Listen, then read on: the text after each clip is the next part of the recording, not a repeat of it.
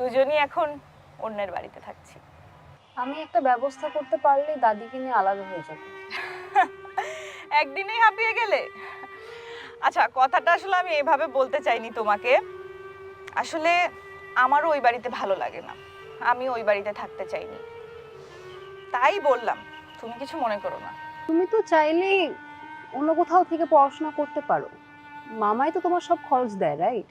তারপর ফিদা, বাংলাদেশে এসে তোমার কেমন লাগছে? ভালোও লাগছে, আবার একটু ডিফারেন্টও ফিল হচ্ছে। কখনো ভাবিনি এইভাবে আসতে হবে। আসলে মানুষ সিচুয়েশনে পড়ে অনেক কিছুই করতে হয়। চলো ওদিকটায় বসি।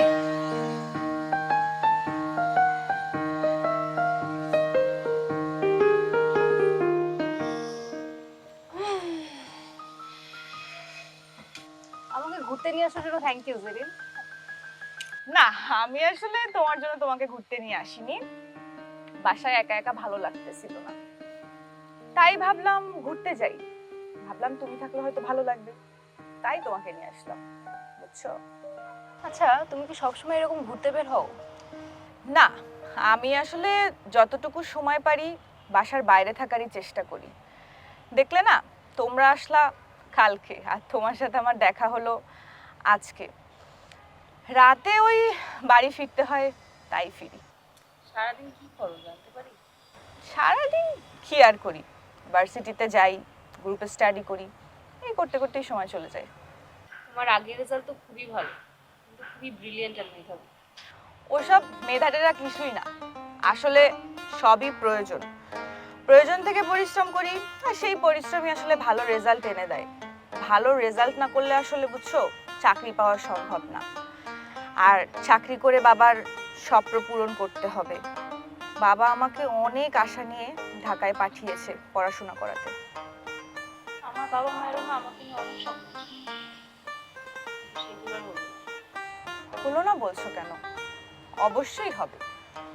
হয়তোবা তারা বেঁচে থাকা অবস্থায় সেসব দেখে যেতে পারেনি, তবে তুমি যদি সফল হও, পরিশ্রম করো, তবে তারা যেখানেই আছে শান্তিতে থাকবে। থ্যাংক ইউ সো মাচ দিদি, এত সুন্দর করে বুঝিয়ে আমাকে বোঝানো। কথায় কথায় এত ফর্মালিটি করে থ্যাঙ্কস দিতে হবে না। আমি তোমার পর কেউ না, আর তোমার আর আমার মধ্যে খুব একটা পার্থক্যও নেই। পার্থক্য শুধু একটাই, তোমার বাবা মা বেঁচে নেই আর আমার বাবা মা বেঁচে আছে। কিন্তু জীবনের লড়াইটা তো আমাদেরই করতে হবে, আর দুজনই এখন অন্যের বাড়িতে থাকছি। আমি একটা ব্যবস্থা করতে পারলেই দাদিকে নিয়ে আলাদা হয়ে যাবো। একদিনেই হাঁপিয়ে গেলে? আচ্ছা, কথাটা আসলে আমি এভাবে বলতে চাইনি তোমাকে। আসলে আমারও ওই বাড়িতে ভালো লাগে না, আমি ওই বাড়িতে থাকতে চাইনি, তাই বললাম। তুমি কিছু মনে করো না। তুমি তো চাইলেই অন্য কোথাও থেকে পড়াশোনা করতে পারো। মামাই তো তোমার সব খরচ দেয়, রাইট?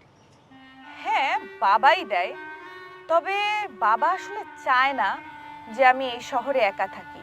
আসলে এই শহরে মেয়েদের একা থেকে পড়াশোনা করাটা একটু সমস্যা। তবে আমি যদি একটা ইনকামের ব্যবস্থা করতে পারি, এই চ্যালেঞ্জটা আমি নিয়েই নিব। জানো ফিদা, ওই বাড়িতে আমার একদম দম বন্ধ হয়ে আসে। বাড়ির সবাই তো খুবই ভালো। প্রীতি আপু, কবির ভাইয়া, বড় মামা, মেজু মামা সবাই তো খুবই আন্তরিক।